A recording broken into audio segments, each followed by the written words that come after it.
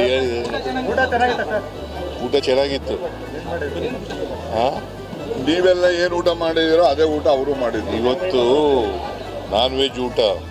ನನಗೆ ಹುಷಾರಿರಲಿಲ್ಲ, ಸೊ ಹಾಗಾಗಿ ಜ್ವರ ಇದ್ದದ್ರಿಂದ ಬಾಯಿನೂ ಕೆಟ್ಟೋಗಿತ್ತು.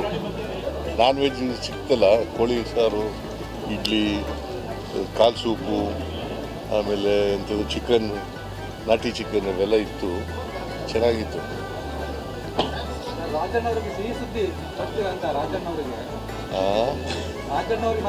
ಸದಾ ಕೊಡ್ತಾವ್ರೆ ಅಲ್ಲಿ ಸಿಹಿ ಸುದ್ದಿ. ಯಾವಾಗಲೂ ರಾಜಣ್ಣನ ಜೊತೆ ಸಿಹಿ ಸುದ್ದಿನೇ ಇರೋದು.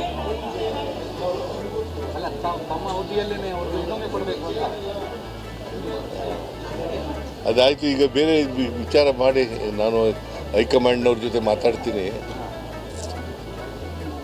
ಮಾತಾಡಿ. If you like this video ಬೇಗ ಲೈಕ್ ಮಾಡಿ, ಕಾಮೆಂಟ್ ಮಾಡಿ, ಶೇರ್ ಮಾಡಿ ಹಾಗೂ ಯೋಯೋ ಟಿವಿ ಕನ್ನಡವನ್ನು ಸಬ್ಸ್ಕ್ರೈಬ್ ಮಾಡಿ.